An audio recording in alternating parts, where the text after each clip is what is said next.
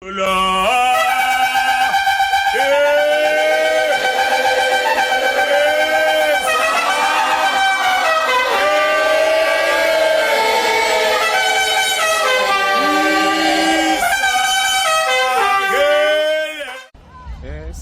balaleli, siyanimukela ku-podcast ebizwa ngokuthiwa Izwi Lezwi podcast.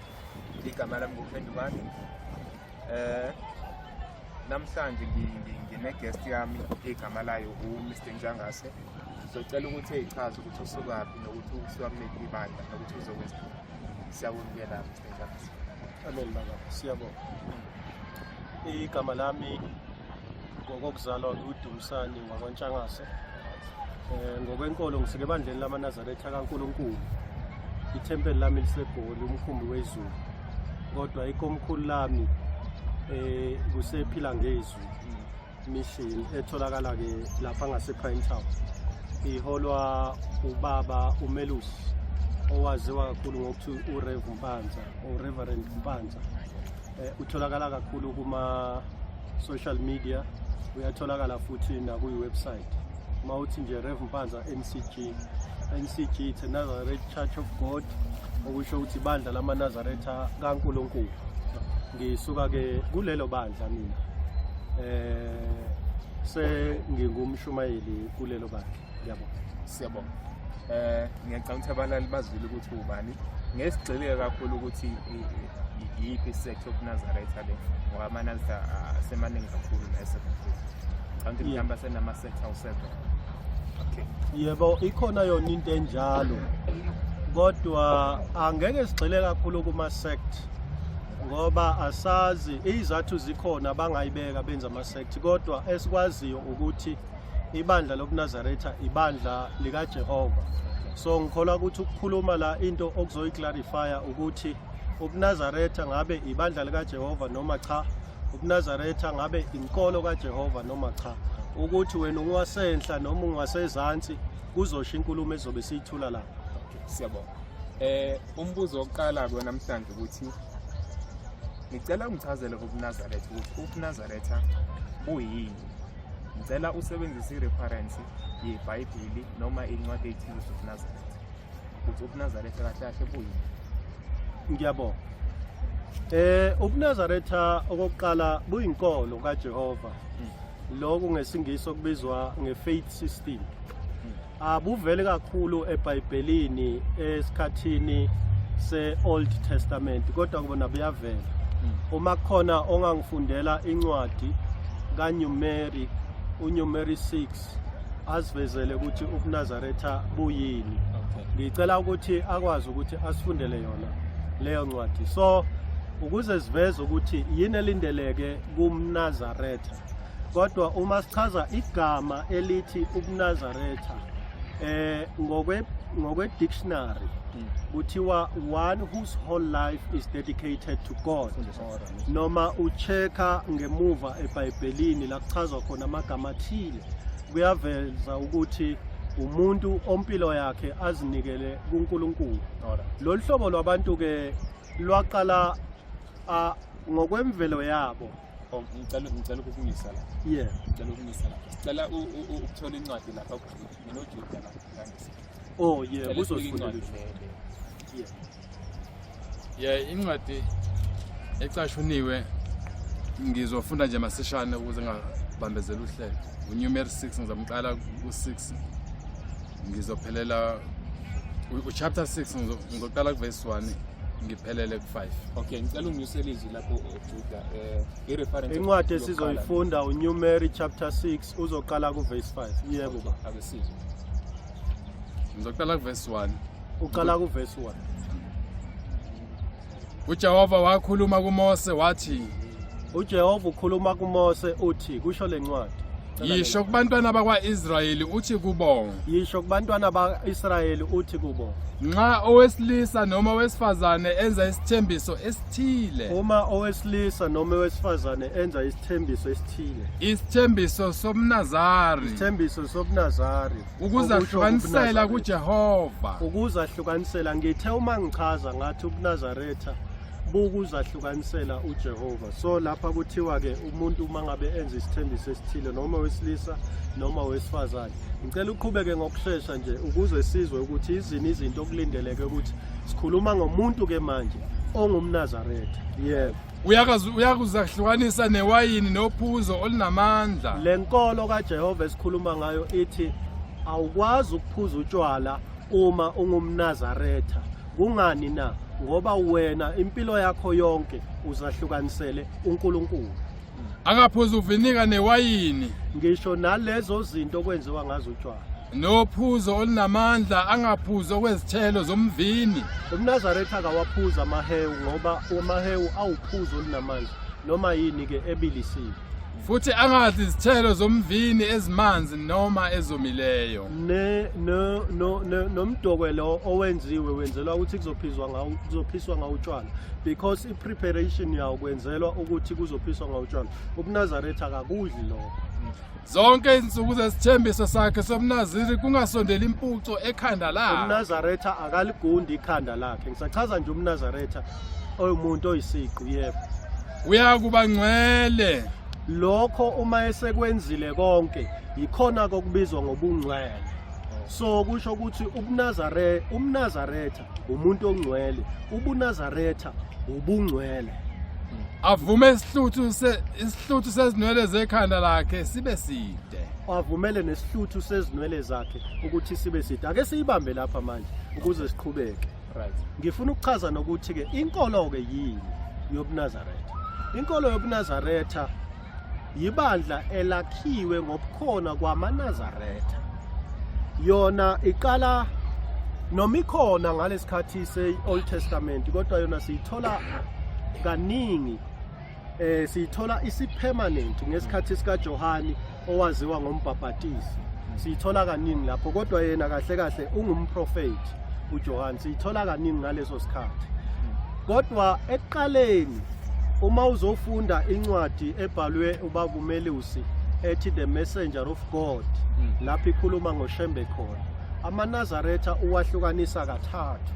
Uthi kwakukhona ama-short time Nazarite, bese kuba khona ama-born Nazarite, bese kusho ukuthi sakhuluma ngama-individual Nazarite, bese kuba khona ubuNazaretha ezi inkolo. Ukuthi ke manje you don't have to be born a Nazarite, you don't have to be a short time Nazarite, but uzothatha isifungo sokuthi wena usuyazahlukanisa, uzahlukanisela uNkulunkulu impilo yakho yonke. Lokho kokuthi kube nenkolo ebizwa ngobuNazaretha ikhandwa yini? Ikhandwa yilabantu abaziwa ngokuthi bangamaNazaretha. Uma sithi siqala kuJohani, kusho ukuthi uJohani wayeyumNazaretha ngokuzalwa. Abaprofeti cishe bonkana. uJeremiah wayeyumNazaretha, uJesu oUyoshua wayeyumNazaretha.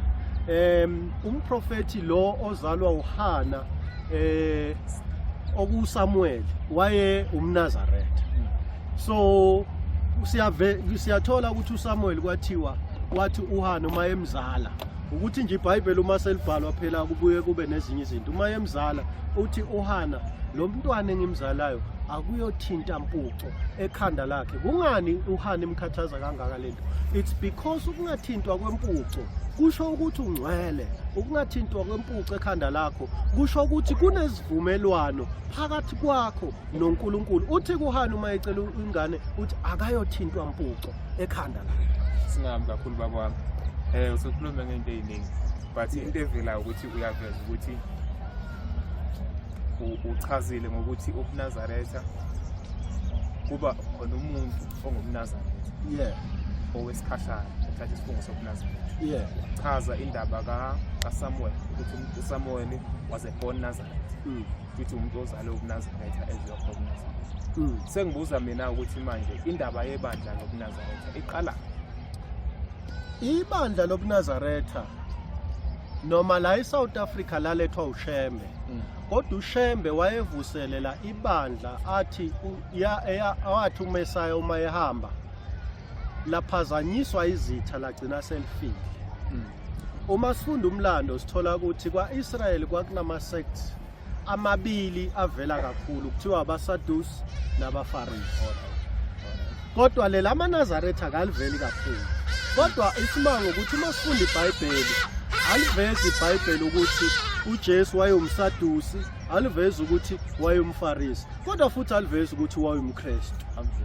Cha, ngako incwadi iveza ukuthi kwaqala eAntioch ukuthi abalandeli bakaYeshua babizwe ngokuthi bamaNazaretha. Kusho ukuthi ke wayeyini ke uJesu noma uYeshua ngalesikhathi ekhona, ngoba babizwa eAntioch ukuthi baqala khona, babengenalo inigama. Ngibuza lokho, sonke sisibuza lokho. Namhlanje ke kuphenduleka lowo mbuzo ukuthi cha, babenalo igama labo kwakuthiwa amaNazaretha. Futhi aqalanga ke ngesikhathi sika Yeshua ukuthi babe amaNazaretha ezibandla ke manje, kwaqala ngesikhathi sika John uMbhaphathizi. Kukhona le sect apart from abaSaddusi nabaFarisi, kukhona le sect eyaziwa ngokuthi ama-Essence. Abafunda kakhulu incwadi zomlando wenkolo kaJehova bayathola ukuthi kukhona le sect eyayibizwa ngokuthi ama-Essence. Even nama-Dead Sea Scrolls lawo sokukhulunywa kakhulu ngawo engikholwa ukuthi atholakale ngo-1947 endaweni, ngizoyibheka lapha ukuthi atholakala kuyiphi indawo. Ubaba Melusi ujwayele ukukhuluma ngawo kakhulu. Ngo-1947 endaweni yaseQumran. Lama-Dead Sea Scrolls wayengabhalwanga abaSaddusi, wayengabhalwanga abaFarisi, kodwa wayebhalwe ama-Essence. Ama-Essence ke kwaba yisect ethile okwathi 150 years ngaphambi kokuba kuzalwe inkosi uYeshua owaziwa ngokuthi uJesu owayewuMesaya, baphume eJerusalem. Bakhishwa yini? Bakhishwa ukuthi amaJuda khona ngaleso sikhathi sekanobudlelwane obukhulu namaRoma.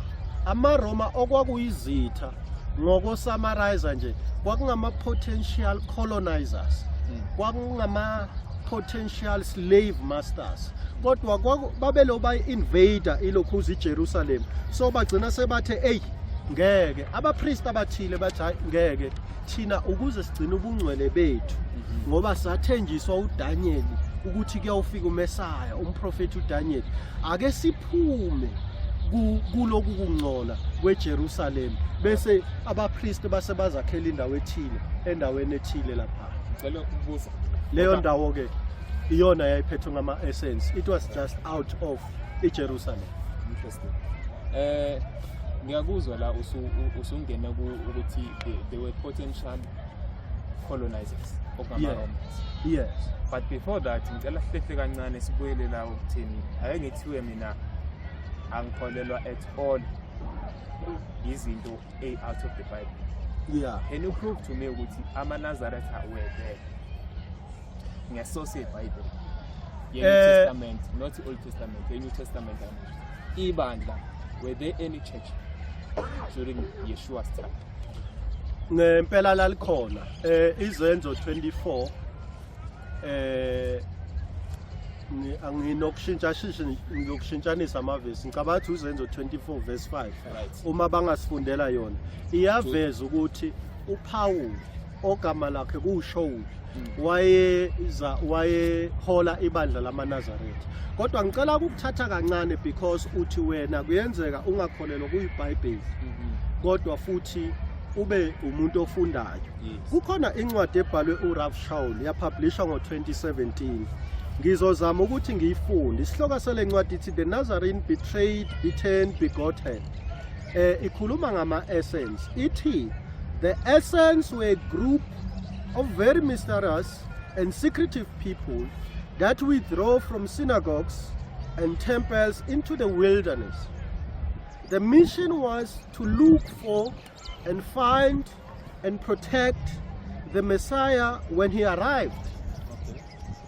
They knew the prophecies of Daniel and were waiting on the arrival of the Messiah.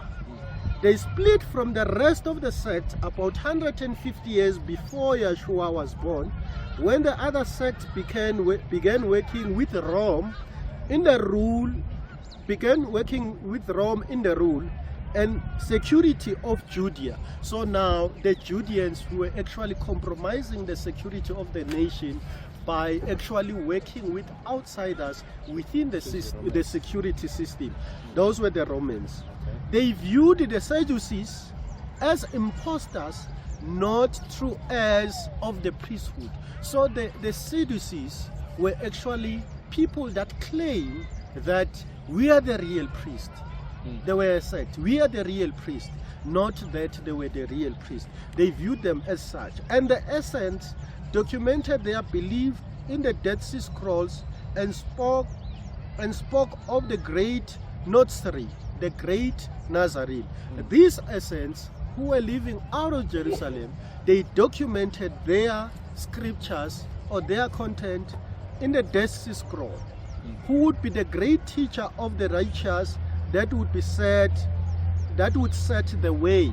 So this great essence, they speak of the great Nazarene or the great Nazarite that is going to come, the Messiah. So they document this, which was found in 1947 in Qumran in the Dead Sea Scrolls. So they are saying when he comes, he's going to show the way. Why particular to use he's going to show the way? During times of confusion, there is no way. So the way must be shown. So they are living there faithfully so and hopefully so that someone is coming to show us the way. On the other side, we see the Romans taking over. On the other side, we see the Greeks taking over. On the other side, we see our brothers in the form of Sadducees and Pharisees. There is no way. There is a state of confusion. So we are waiting for someone to show the way.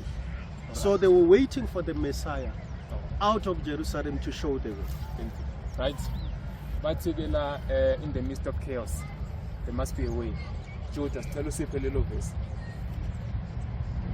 Zenzo 24 verse 5. Yes, ake sifakazise ngezenzo 24 leyo ukuthi uPaul naye njengoba aziwa ukuthi wayemlandeli kaMesaya naye wayehola ibandla lamaNazaretha. Yeah, selikhulumele phezulu lapho. Lapha kwizenzo 24 kufundeka kanje kuverse 5 wakhona. Ngokuba le ndoda sifumene iyishinga. Sifumene le ndoda uzenzo 24 verse 5. Iyishinga kusho ukuthi this is a sort of a violent man of some sort. Evusa ukwambuka phakathi kwabaJuda ezweni wenza amaJuda ukuthi abe rebellious.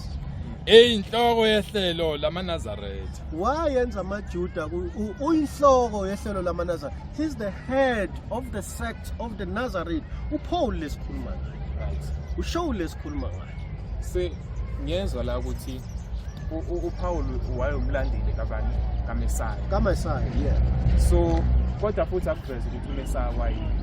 Sekuveza nje uPaul ukuthi wayomlandeli kaMesaya. Kodwa futhi uPaul manje seveza umNazaretha ehola ibandla lamaNazaretha. Yes. Ake nginikeze another background before sifike lapho. Uyashua i-priesthood nenkolo yobuNazaretha noma ezalwe umNazaretha wayengasiwo kuqala. I-priesthood mentorship uyithola kuJoshua, kuJohane. Bambiza umbhaphatisi kodwa wayemprofeti. Uyabikezela njengomprofeti ukuthi kukhona ozayo ozothuma enibhaphatisa, anibhaphatise ngomlilo. Kusho ukuthi lona ozayo is more powerful kumina.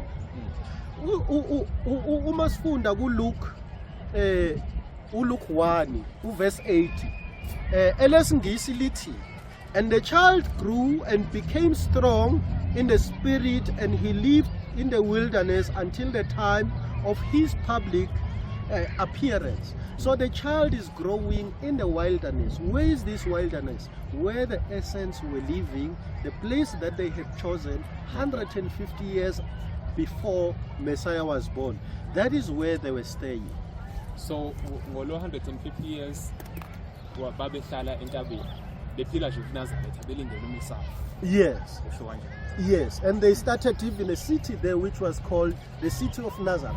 Oh. Yes. Kukhona isandla kubalaleli bethu esikhona. Okay. Ukhona umbuzo ongibuze wona sizobiyela kuwo. Yeah. Sicela umbuzo. Ngathi unombuzo. Sicela uphakamise izwi lokho. Ngisihambeli sethu lapha ngizwa sikhuluma ngamaNazarene. Sithi laba abantu babe ngamaNazarene. Okuchaza ukuthi laba abantu babe ngabendawo ethile kanje ukuthi nje masithi abantu bakwaZulu Natal bangamaZulu. Manje ngiba confused ukuthi amaNazaretha namaNazarene ahlangana kanjani lapho ngoba phela abantu laba babebizwa ngamaNazarene abantu ababehlala endaweni ethile yaseNazaretha hence kuthiwa amaNazarene. So uNazarene noNazaretha kuhlangana kanjani mangathola ucaciseleka lapho ngiyabona. Yes. Ngokwegama engicabanga ukuthi lisukela kuShebrew. Leli gama selishintshe kaningi ngenxa yoku-evolve kwe-language.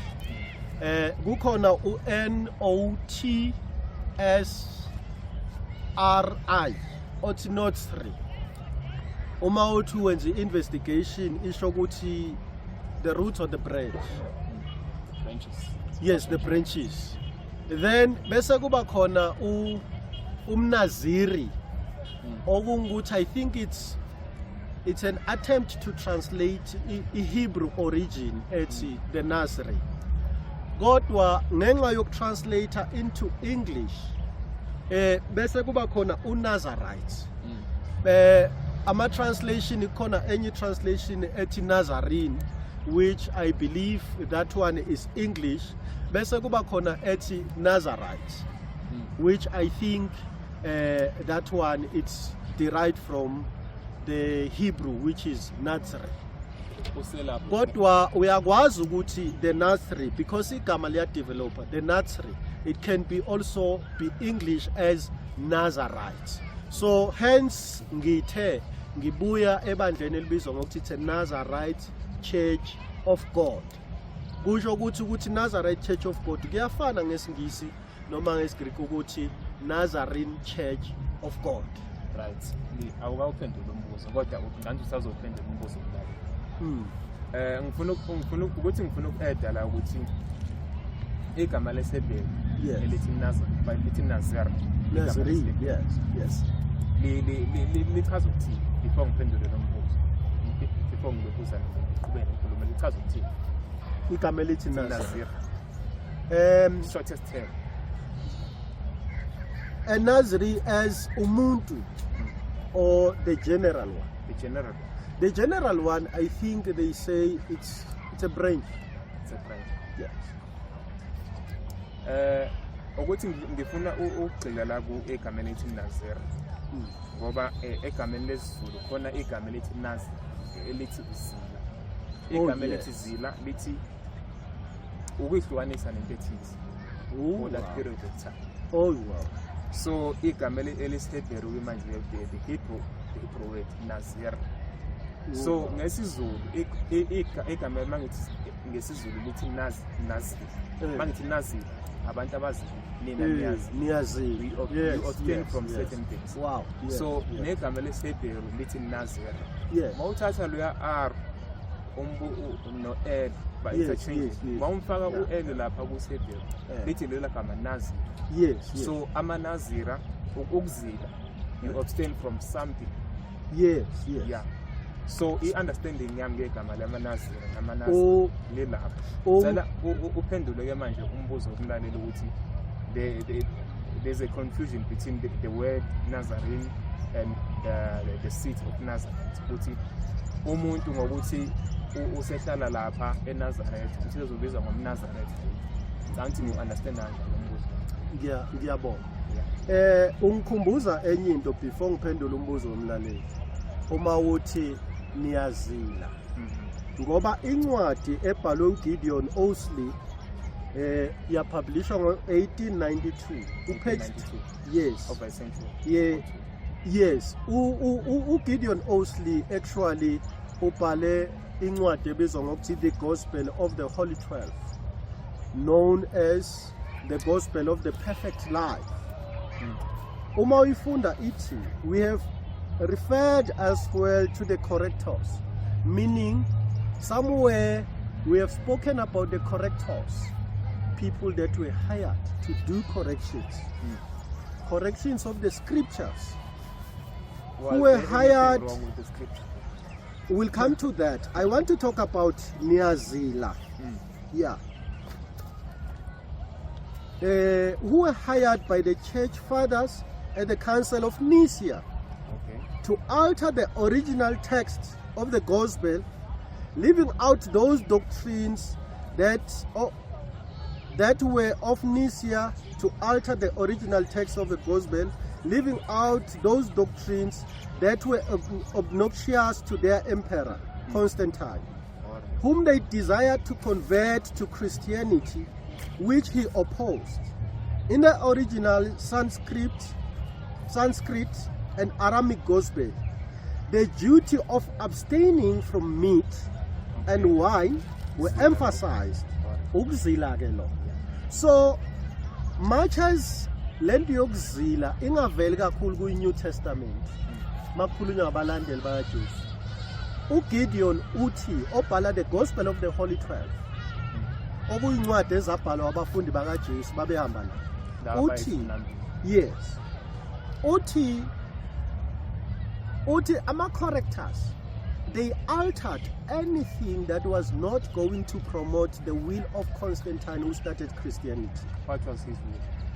His will, one of the things that they loved a lot, or Constantine namakrestu, wakukudla inyama nokuphuza. So they would not allow a canonized Bible ukuthi iveze ukuthi abalandeli bakaJesu they were abstaining from that during the correction of the script. Right. So he goes on and say, it was omitted since those who founded the Christian church was founded, like their empire Constantine, were meat eaters and drinkers of wine, naturally opposed to those doctrines whose acceptance would involve a revolutionary transformation of their living habit.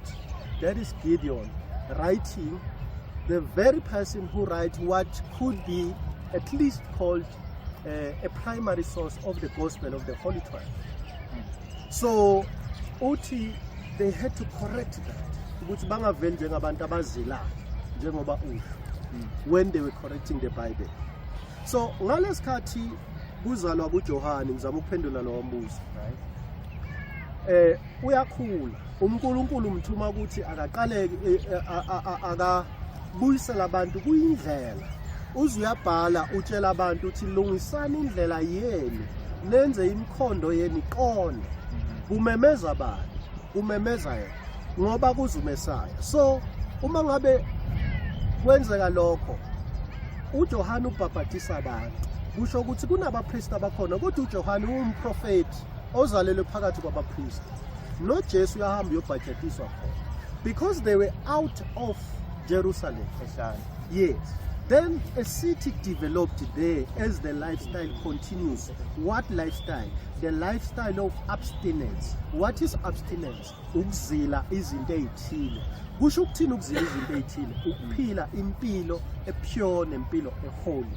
So yagcina idevelop city ebizwa ngokuthi it's a city of Nazareth. The city of Nazareth hayi ukuthi kwavele kanje umuzi. Bona babe amaNazareth Lifestyle yabo yayiba- kuleya community.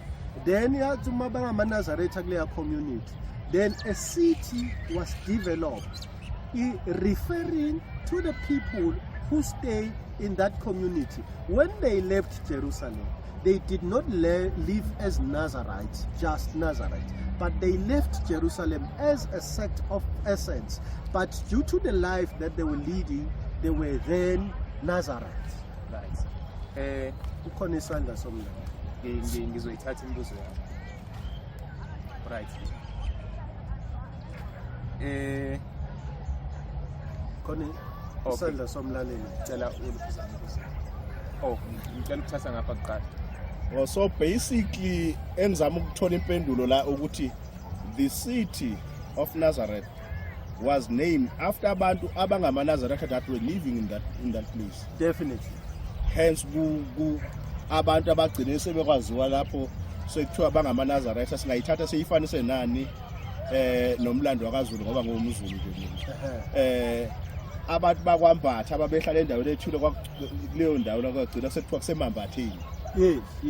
So into eshayifane naleyo basically Njengoba ngwakantshangasi nje kuthiwa siwomgazi. Kwakhona umuzi owakwaziwa ngokuthi kusegazini noma kusemgazini kuthiwa kwakudliwa inyama eningi. So laba bantu babezehlukanisele uJehova. Babezila, babe amaNazaretha. So the community, it was the community of Nazareth. Therefore, uma develop city in the community, it develop and it becomes the city of Nazareth. Naye uJesu mayezalwa, sithola ukuthi waye ondliwa khona. Sithola ukuthi ukhulela khona. Ngicela ibambe lapha. After ngimthatha lo uzobuza umbuzo. Yeah. Sengithola manje igama lokuthi there was a Hebrew word Nazarim or Nazarite njengokusho. And then there is Nazarene, and then there's Nazarite, and then eqaleni ngesikhathi ukhuluma uthe ungumNazarite. Yeah. So leli gama lisuke, if I'm not mistaken, the Hebrew word Nazarene, the Greek word Nazarene, then the English version is Nazarite, and then the Zulu one is amaNazaretha. Yes, So amaNazaretha. the original Hebrew was Nazer.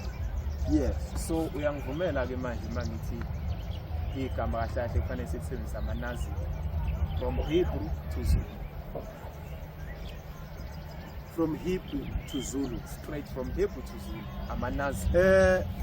If sifuna ukwedlulisa umyalezo othi iorigin yeligama ivelaphi, Yeah. kufanele ukuthi ngabe sisho njalo. Ngoba igama ulisebenzisa ngokwe intention. Kodwa thina sizogxila ekuthenini uShembe wasibiza ngokuthi singoba. uShembe uthi ke thina singamaNazaretha sonke. Yeah. Uthi ke sisindisiwe thina maNazaretha sonke. So uShembe njengomprofeti owavuselela kuNazaretha esizweni sabantu abansundu yena wathi singamaNazaretha. Yeah. No, I'm not raising argument. Yes. Ngicela sithathe uLokhuza umlaleli la unombuzo. Mina nginombuzo la ngiyezwa isambeli sethu la okuningi sikhulumayo sikuthatha eBhayibhelini sirefera eBhayibhelini. So njoba kunenkulumo yokuthi iBhayibheli incwadi yaza nabamhlophe nokuvela ukuthi amaJuda abangale overseas. Manje thina nzalo kwaMageba Singena kusithinta kanjani lokhu okuseBhayibhelini? Singenaphi thina lapha? Ngiyabonga umbuzo.